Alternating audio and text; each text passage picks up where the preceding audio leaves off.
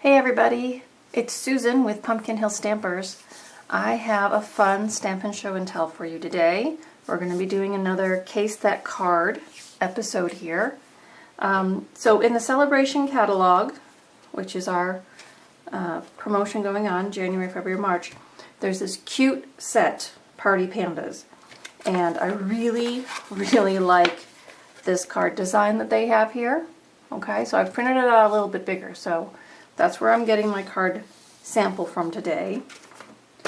So what I do in this series is I pick a card from a catalog or online. We're going to sketch the card out on our graph paper, decide what products we're going to use, then we put a card together from scratch. So you get to watch me from start to finish. Okay, so this is the card we're going to case today. Now before I started today, I knew that I was going to want banners. So I decided I'm going to use my triple banner punch because it gives me 3 different options for sizes of banners. And I also decided they used the stitched circle framelit, and I'm going to copy that. I'm going to use the stitched circle framelit as well, so I have those out already. Okay, so let's go ahead and sketch the card to start. So I have my Stampin' grid paper or your mess mat. But any graph paper will do. I actually have a graph notebook that I sketch cards in that I want to copy again. So I know that a basic card is 4 1/4 by 5 1/2. So I come across to 4 1/4 and I just draw a line down. And I know that this darker line is 5 inches, so 2 blocks is 5 1/2. Okay, so there's my basic card size. Now from there, I am going to have 2 banners on my card. And my banner punch will do 2 inches, 1 1/2 inches, or 1 inch that are already preset on my sizes. So I'm going to say, okay, I'm going to have a 2-inch banner for my first one. And I'm going to set it in, well, on the sketch I'll set it in 1/2 inch from the edges. So that's 1 inch, and here's 2 inches. And then I know I want it about 1/2 inch from the bottom. So that's about there. I just bring my line down like this, and then I know it's going to cut a banner. Okay, that may not be exactly the size it cuts, but I know it's going to be a banner, so I get the idea. Then the second banner is slightly thinner than the first one, so since this will do 1 1/2, that's how I'm going to draw it, and they have it overlapping, but they have it coming off the side too. So I'm going to just come off maybe 3/4 of an inch, and I'll have it overlap 3/4 of an inch, and I bring that down, and it's almost the same length in the sample, so I'm going to draw it almost the same length in my sketch. Now remember, when you're actually working with your product, your sizes might change. This is just to get you started on what material sizes you want to be working with. Okay, from there they've got the circle. So I'm just going to, I do not do circles very well, so I'm just going to rough sketch in a circle. Okay, and then they have an element here. This one they've stamped and trimmed out the panda. So I'm just going to put another circle here to indicate that there's an element there. Okay, so there's our sketch. So from the sample to the sketch. Now let's start designing a card. So in my scrap room, I have, in my stamp room, I should say, which is also a scrap room. In my stamp room, I have multiple projects going on at the same time. As you can imagine, being a demonstrator, I've always got parties to prepare for, samples to play with, demo swaps to make. And so I had a piece of designer series paper sitting in my scrap bin. This is from the Whole Lot of Lovely designer series paper. So I thought, okay, let's start with that. So I've got some colors. From there, I also found in my cardstock, I had a piece of Pear Pizzazz cardstock. So that's at 8 1/2 by 5 1/2 and scored in the middle. And that ties in with that Whole Lot of Lovely paper. It's the same color scheme. I also had a piece of Peekaboo Peach, so I thought we could probably use that, maybe for the circle, is my thought. And then I have a whole bunch of scrap Whisper White. So I thought whatever elements we end up making, maybe we can do it in white or have a white banner.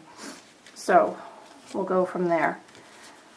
Okay, so now I have some basic pieces I'm going to use for my card. Now I needed a stamp set that was going to coordinate with all of this. So I chose to use the Oh So Eclectic stamp set because I hadn't used it yet. And so I'll show you a little trick I do with my sets too. So this set comes with a framelit set that coordinates. And what I do is I put a magnet and I've glued that in. I get my magnets from Amazon. I glued my magnet in, and then I transfer all of the magnetic framelits to that from the other package that they come in. And then in my cover here, I just slide the insert that came with them. So these are the Eclectic Layers Thinlits. So I just slide that in so I still have the packaging together in case I ever have a product problem, or when it retires, I might take this set out of this box and put it back in its original packaging to store on my retired shelves, but then I can reuse the box with the magnet in it for the next set. But for those of you who are on demonstrators who just store their stamp sets to use, this is a great way to keep them together and not say, what did I do with the product that coordinates? This way it would all be together. And then the other thing I do is I usually keep my stamps face down away from those, and I don't put my stickers on my stamps, so I leave this sheet in between just as a buffer. Okay, so there's the set I chose to use. So let's go ahead and think about putting this card together. So first things first, we have our card base. I'll move this over a little. We have our card base. Remember, this is what we're going off of. Now on their sample, I don't know if you can see it in the printed picture, but you can see it online. And I'll have it on the tutorial that I put in Google Docs with the link below when I get done. They have a textured piece of cardstock or a printed piece of cardstock as their base. So what I'm going to do, I think, is background stamp Pear Pizzazz ink on Pear Pizzazz to create a background image. So this set has a stamp that has a whole bunch of, they look like pluses to me. I was a math student, so whenever I see a T shape or a plus shape, I always think of it as being pluses. So we're going to background stamp the image to create some texture on our card. So I'm not really worried about spacing or if I twist my stamp a little bit. I'm just creating some textured background. So this is one of the first techniques I learned as a stamper, was stamping multiple times to create a background image. So that's pretty good. I like that. Okay. So then we have the two banners that come in, right? So I know one of them is going to be my designer series paper. So I'm going to trim this end, and I've already got it at 2 inches, which is the 2 inches for the punch, and I just slide this in on the rail there until it gets down. See, it went all the way in. You can feel it too, and then I'm just going to punch that off. Alright, so there's my first banner. So I've got my background, I've got my first banner. Now I have a piece of Whisper White that I'm going to make the second banner on, because in their sample, they have actually stamped some words on their second banner, so I'm going to mimic that as well. So I'm going to go ahead and trim this one down. So now, this piece is not 1.5 or 2, it's 1 3/4. I just go ahead and eyeball it left to right. So I slide that in, so I know it's all the way in, and then I just look over the top, and if I'm happy with the spacing, I go ahead and do that. So you can actually use it in between those measurements as well, so that's a really handy punch to have. Alright, so now we have 2 banners, just like that. Okay, so this set has these tiny words, I like you, oh hello friend, missing you, and you're just lovely. So I think I'm going to do a missing you card. So I'm going to do the missing you in the back, and I think I'll stamp in Pear Pizzazz again, not make our colors too varied from the cardstock we're going to use. So I'm just going to stamp left to right and repeat and kind of offset my image, so I'm kind of going up and down, zigzag across. So again, it's kind of like background stamping, but we're actually putting a message on our card. Okay, so there's that. I'm happy with that. Alright, so base and 2 banners. Alright, so now let's get our circle. I said I thought I wanted to cut that out of the Peekaboo Peach, and we're going to go ahead and do that. So let me put that aside. Bring the Big Shot in.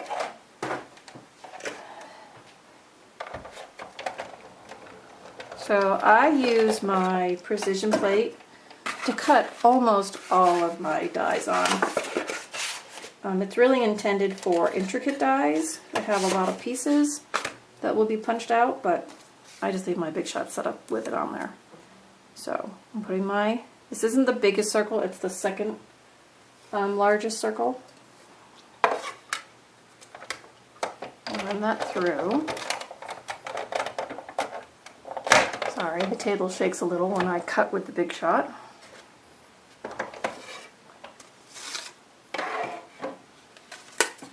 Alright, so here's my circle for my card, and it's got that textured stitch around the outside.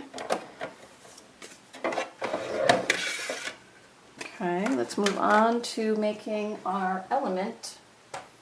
It's going to go on there as well.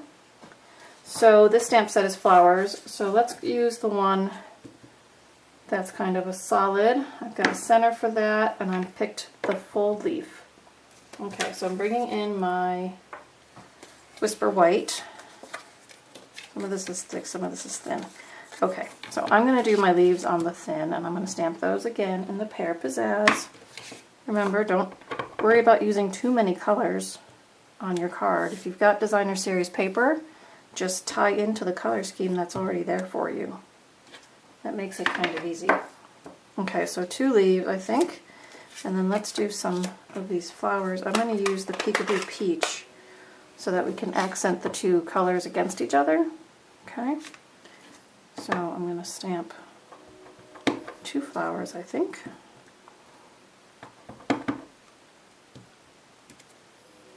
And then I have one of these centers in here.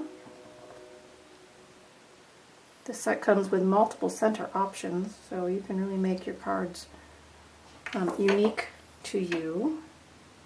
Alright, so now we need to die cut those out. So the table's going to shake a little bit, but bear with me. It'll be worth it, right? Alright, let me get some of these extra pieces out of the way. Alright, so with my die cuts, I'm going to need the leaf and the flower. You know what? Let's go ahead and use that intricate piece that goes there too. Let's see how that all comes out. Okay, so let's do the leaves first. Actually, we can do one of each at the same time. Alright, you guys able to see what I'm doing? Good.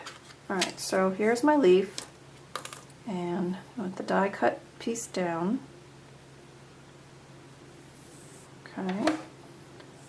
That one's all set. And then here's my flower. Let's see if we can do these at the same time. Alright, so there's the shape of my flower. And I think this will actually... When I use intricate dies, I also sometimes use a piece of wax paper. I put the waxy side towards the die. So I'm just going to put that in like that. So I think this fits. It's supposed to fit right inside. Yep, it does. It fits right inside. So now let's die cut the leaf and the flower at the same time. Oh, that moved a little bit. Alright. Try not to move it this time. Alright, let's run that through. Watch your fingers. Alright, let's see what we got. So I've got my leaf. That one's easy. That's just an outline. Okay, and then I'm going to do another one of those. Let's see what we got on our flower. So I just kind of wiggle, separate my pieces here. Pull my die cut out. So there's my outline. And then all these little pieces of the leaves, of the flower petals, work out. The wax paper kind of helps the paper release from the die. We also have the die brush that you can use to help release it from the die. And then I can just usually poke whatever's left in the die out with either my piercing tool or sometimes my fingernails will just do it. Alright, and if you have a little wax paper left in there, that's okay. Alright, let me clean up these little bits and we'll do it again. Get a second flower.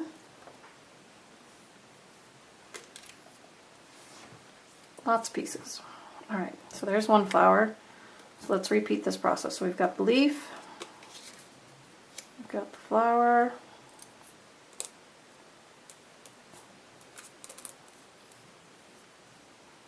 get that lined up the way I did last time. Yeah, okay. Now it's got most of the wax paper still in there, so I'm not going to use another piece this time. I'm just going to let it go. So that didn't move too much. Where's my plate? Here's my clear plate. Alright, clear plate on top. And let's run that through one more time.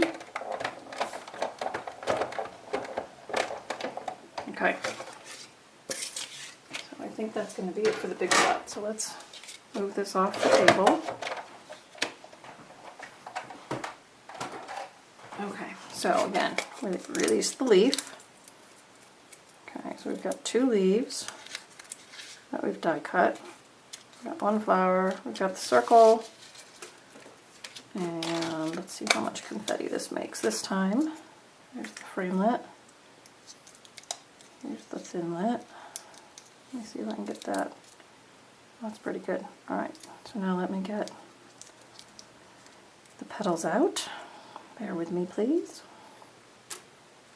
So, it takes a little time to do all these die cuts, especially if you're making multiple cards or if you want multiple flowers on your cards, but they really are worth it. They're so spectacular and they give it such texture and dimension.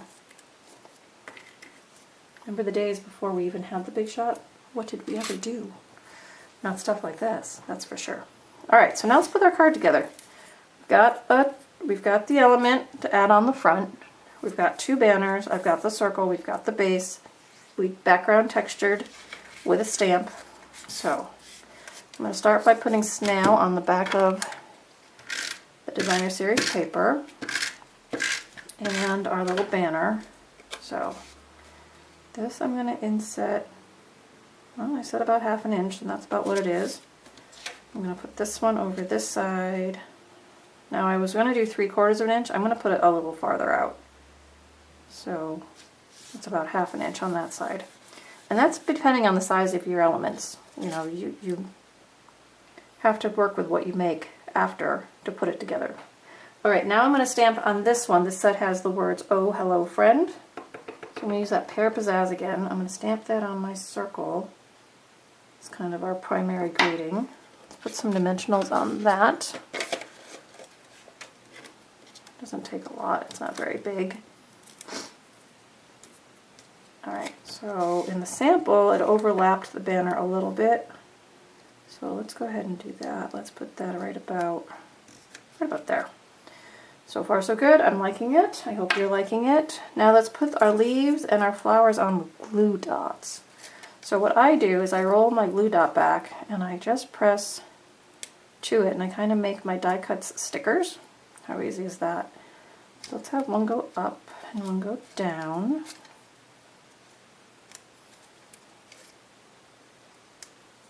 So, alright, now this did die cut holes in the center, so we'll see if I can keep a glue dot on there or if it's going to pull out. No, we're good. Alright, so one there. So I'm just overlapping these elements to make an embellishment on the front here. Let's put this one over here. I like it. Do you like it? I hope so. Okay, so we've cased the card. So again, the card we started with was from the Celebration catalog, which you can look at online, or I will have this picture on the post linked below with all the details. Okay, so I looked here and I saw this. I sketched it out. I decided which tools and stamps I was going to use. I looked in my scrap bin and found pieces that would coordinate. I got pretty lucky today. And then we made a card using a new stamp set. And the stamp set was Oh So Eclectic. So that's it. We did it, start to finish. So I hope you enjoyed it. I hope you learned some new tips and tricks. Again, the link for this project will be below. Also the link to subscribe to my weekly show and tell newsletter, which comes out on Tuesdays and has all of Stampin' Up's promotions and my programs in it. A little bit about me and what's going on is down there as well. So subscribe to that so you don't miss any of my fun stuff. And I hope you enjoyed our Just Case That card today for our Stampin' Show and Tell. Alright everybody, it's a cold wintry day here in New York State, so I think I'm going to go have a cup of hot cocoa. Wherever you are, I hope you're enjoying your day, and do a little stamping. Alright guys, bye-bye.